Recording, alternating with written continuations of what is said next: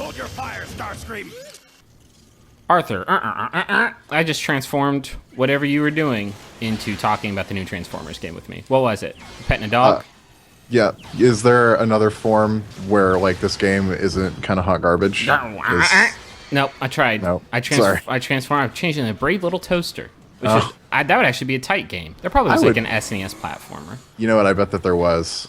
Hot garbage. That seems awfully harsh. So to caveat for those at home, we are still very early in this game. You are not as far as I am in the campaign, judging from what I'm seeing here. This is like level 2. This is the first level you play at with the Decepticons. Granted, this is a long ass chapter. It's a huge chapter. I'm amazed. We haven't said the title of the game first, and I went to games writing school, and they said the first thing you should do is make sure people know what game you're talking about. It's Transformers Rise of the Dark Spark, not Transformers Age of Extinction, which is weird. Like, they obviously timed this, and by timed it, I mean rushed it out the door to, like, get it ready for Age of Extinction, which is out this Friday. Yeah. But it's not the movie, the game. Well, so it's weird in that it's trying to, at least this is what the marketing suggests, bridge the gap between the Cybertron games, which were developed by High Moon Studios. High Moon, the developers behind Deadpool, right? They did the... they did do Deadpool. They also did Dark Watch for people looking for those deep cuts. Those deep refs. And from what I understand, I haven't played them, but the last two Transformers games that High Moon made were pretty good. They were very good. Yeah. They were really, really good. And superficially speaking, this game resembles them. They also made a game for the last Transformers movie, which was not good. No, hold on one second. I got to open up 4 gearboxes here. Do you want to talk about this system? Because I guess I forgot that I was capturing footage like for an enthralled audience. Yeah. And opened up loot for like 45 minutes. So as you play, you get points and earn levels. As you earn levels, you get gearboxes. You also get these for completing achievements. Challenges. Yeah. Achievements and challenges, of which there are several for every part of the game. Yeah. So these give you items to use in single player and in escalation, which is the cooperative multiplayer mode. I also give you characters, boosts, like one-time use items. If I remember correctly, there are more than 40 Transformers to use in escalation mode. Which is, like, to the game's credit, that's a shit ton of Transformers. That is a lot of if you're a Transformers fan, they got everything. They got some Perceptor up in that piece. Yeah. They've got Ultra Magnus. They got Insecticons, Constructicons. Jazz, they have Smooth Jazz. They do have Smooth Jazz. I bet you they have Rough Jazz, too, in the form of the... there are the Cybertron versions of these Autobots, which are more consistent with what Transformers consider G1, like the cartoon-era Transformers. So deep. And then there are the movie Transformers, which are the Bayformers, as people refer to them. Then you got Insecticons. Yeah. You got all kinds of stuff. Yeah, all sorts of stuff. I think it's kind of a neat system, and it's like... I mean, you mentioned this, but the game is not so great so far. Well, the reason we're so early in it is because they just didn't send it out ahead of release, which is like... It's not always true, but a lot of the time it's because they're just trying to bury it maybe a little bit. And when I say they, I'm not necessarily talking about Edge of Reality. I'm talking about Activision and what other entities may have had a finger in this pie. It's a flag whose color tends toward red. Yeah, but it's not always the case. Sometimes they just want to like keep it a surprise. Yeah, like surprise is actually very, very good. To be fair, like we never get a Blizzard game early, which is also Activision Blizzard. But I feel comfortable in saying that those circumstances are different than the circumstances under which we received this game.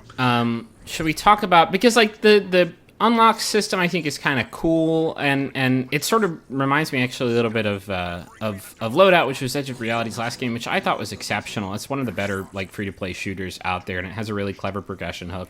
Here I'm waiting for them to stop like freaking talking and waiting for that door to open. There's a lot of that in this game. A lot of really fun emergent gameplay. The problem is like this game is just like hallway after hallway of monster closets. And not even monster closets. It's like, what's the term? Is there a term? There's just like 20 guys. Kill them all, and then you can move on to the next room. It's like wave survival. It is. It really is like single player wave survival. Like there's so much of this game so far has been get to this part, pull a switch, and then just keep killing things until we tell you you're done killing things. Yeah. And That's not actually really fun. It takes way too long to get from section to section. It feels honestly like it's just padding out runtime. Yeah. And this was a problem that High Moon admittedly had as well when they did the last movie-based Transformers game. A game which, as far as I know, they had about a year to make, so maybe that says something about this as well. But to speak to Edge of Reality, I mean, Edge of Reality, I think with Loadout, demonstrated that they have like a cool progression mechanic and an interesting hook for keeping you playing a multiplayer Or shooter. that they know how to make, because it's not really the same. Like the systems aren't exactly the same, but they do have like the same level of depth, because there really is a lot of like stuff you can do between like unlocking weapons and finding upgrades for those weapons, and then like figuring out how to kit yourself out with a loadout that works for you. There's a lot of stuff you can do. But I will say in Loadout, the level design is kind of trash. Oh, I didn't like think it's so. not. I don't think it's particularly interesting. Like it's a lot of sort of platforms as opposed to the spaces that feel particularly organic, and that is definitely a problem in this, which is that it is a lot of flat platforms. That's all that it is. Which really sucks because you have, just like the other Transformers games, every Transformer can like shift to their alternate form at any time. What do you mean? As in they transform. What do you mean? I mean, if you were to jump up in the air and click in the left stick, you would turn into a sick jet, bro. You're telling me these robots can turn into vehicles? It's like they're in disguise, is what I'm saying. I'm obviously goofing. I know how to do that. I feel so vulnerable when I'm in vehicle form. I feel vulnerable actually a lot of the time. It almost like that early level, I actually died quite a few times on, because it does not take a lot of fire for you to get dropped like a sack of rocks, and it can be really sudden, and there are certain enemies that just are really difficult to see. They're these little flying globes, and they'll just wipe you out. Yeah, and they'll like pop out. They'll like spawn in on top of you, and then oops, you're dead. Yeah, you're just dead now. It feels sometimes like a cover-based shooter that you can't cover in.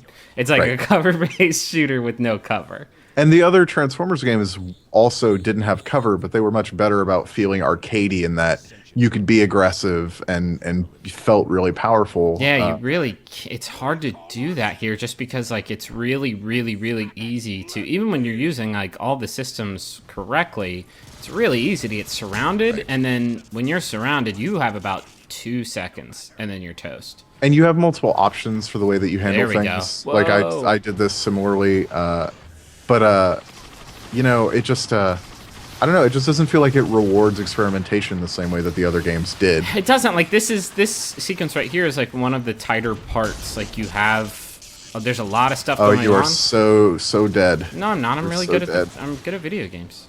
Oh man. Why don't you calm down?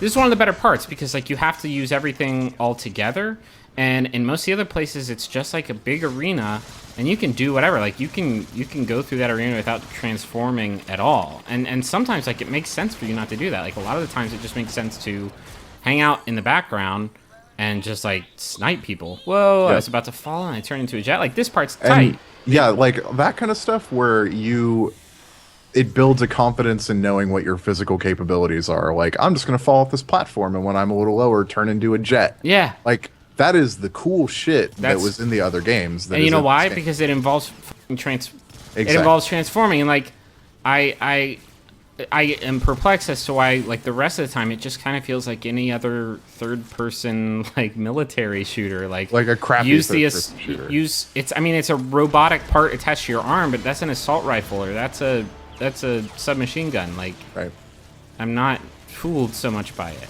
and it's a shame that like a lot of those mechanics are so unoriginal, because I think a lot of the textures are not so hot. And from what I understand, I'm playing this on PC and it's running fine. You're playing it on an Xbox One where it's not playing so fine. Yeah, the frame rate just takes a nosedive pretty often, and in really random spots too, which doesn't really help the sense that the game was rushed. That it's not. That had a lot of time. But a lot of the character design stuff is like really lovingly like tended to. Like whenever there's a button to sort of change which third of the screen is behind your shooting arm in true third-person shooter style. And when that happens, like the gun sort of like deforms around the active hand and then reforms around your other hand. It's like a really cool effect every time. And it's stuff like that that makes you think like these guys, like this studio really appreciates Transformers as like an icon. But this is where I'm going to pop your balloon, which is to say that virtually everything that you're saying has been reused from the last 2 games. Wow, that's like, it's not just, oh, it's like this. It is literally pulled from those other games. It is identical to the first 2 Cybertron games, which it really feels like they're just like lifting work from High Moon Studios and throwing it into some new levels, and the sort of detail in characters that I've seen in the games so far that are from previous games look very detailed and lovingly made, whereas the first level in the game, the sort of tutorial level, if you will, with the Autobots, oh, hey, look at that. Like those character models, the sort of like ones that look like the movie Transformers, don't have nearly the same level of detail or sophistication. Would you agree on that at least? Maybe. I don't know. Like, I'm not like I didn't play like the last few Transformers games. Oh, I'm just like, I don't think I would to, have the I don't think I'd have the eye to pick that stuff out. I'm just saying in this game, the Autobots that you start the game off with are not nearly as cool looking or sophisticated. Who's the first Transformer? You start the game off with a Transformer that has swords. Yeah, and then immediately changes to guns, and he's like, "I'm not a big gun guy." It's like, too bad. We got to use your swords are bullshit. We got to use guns now. I don't remember his name. I do know in the movie he's voiced by Ken Watanabe. Oh, I like that. It's awesome. In the game, he is not. Yeah. It's I don't know, man. I think it's like it's competent. Like it does what it does. Okay, just like what it does is like kind of unoriginal and like. It's a game where you're giant robots with like customizable weapons, and you can turn into cars and jets and shit, and it's not very fun. And this is an example of what we were talking about earlier. Like you go up to that door, you're waiting for it to open, and now you just run back and forth, killing things until it decides that you're done. And like I can transform into a car if I want, but like it's pretty tight spaces, and it's a lot easier to get around as a robot, and most of the environments are kind of like that. And that could change later in the game. Again, we are in the first couple of hours of the game. Yeah, so well, far. I mean, we'll have a proper review up where we check out more stuff. I'm going to spend more time with the escalation mode, because I know that was like a favorite thing in the past few games. And I've only played 1 match of it, and it was not so hot. Which I think the thing you said is that all the enemies came from one door just over and over again. Which isn't especially super challenging. Yeah. So the thing in the previous games is that you would unlock points, and you would use those points to unlock new parts of the level. Yeah, that happens here too, but maybe I just didn't play enough of it. But we were like unlocking stuff, but none of the enemies made it through that like door that they were coming out of, because we just concentrated fire and waited for them to. And so here's the thing that I want to like so much more than I do, which is that you're playing a sound wave and you're shooting cassettes out of your chest. Yeah. Awesome. That's pretty great. But it's just a Switch puzzle. Yeah, like, and by puzzle you mean like it's not even that level like objective. You just have to go to places and hit X, assuming that you are standing in the right like square centimeter of space that is like inexplicably 8 feet away from the thing you're trying to interact with for the X prompt to come up. Like, hey, I noticed. Come on, can I please let me have him? Please, it's especially bad on the upgrade terminals. Please, can I? Okay, thank you, Jesus. Like that stuff is like crazy. That's the unforgivable. Like this is very, very unpolished. Yeah. And it's really frustrating in a mission like this, where like you have a million things around you that you're trying to shoot, and you're not invincible while you're throwing Rumble out of your chest. No, sometimes the enemies freeze and let you throw Rumble out. Sometimes they don't. Sometimes they will dogpile on you. I will say that I really like the electro gun. Yeah. In this part, that's a good time. There's some good guns. Yeah, there's some cool guns. And I like that in vehicle form you get a different set of weapons, and like that is a decision that you need to make. Mm-hmm. But it just so frequently, at least so far, doesn't really give you much opportunity to make those decisions. And the sequences where you can be the car, and like it makes sense to do that, like long, like I don't know if it was the LA waterway, but in the first level it looks a lot like the LA waterway, and you can just like turn into a car and blast fools as you like jump over ramps and shit. Like, yep, it's good so far. And then I don't know. Interesting thing about this one too is that competitive multiplayer is totally gone. Not here. Which was not here in this level, but in this No, game. not in this game. No, it's not. It's just which is horde mode and which is really unfortunate because that was kind of a really cool part of the other games because of the transformation aspect. It made it sort of like Unreal and Quake with some tribes thrown in. Yeah, I would be surprised if that wasn't originally on the docket and got cut, because it seems like a lot of the customization features are pretty well balanced to like a place that they would need to be for competitive to make sense. Right, and that was a lot of heavy lifting that they did in the previous games. So Yeah. that's even more strange that it's not in this. But like, thank God, because like I don't think they would have had time to do it any better than they did the rest of the game. That's the thing. Like the skeleton of the game is there. Like it is competent enough. But, like, you do not have to look very hard to start seeing where they had to start condensing to meet some very, very tight timetable. Right. That's and a I bummer, mean, because I think it honestly, I really do think it could have been good, at least as good as the other High Moon games, if they'd had more time to work on it. Sure. Yeah, I really do think that...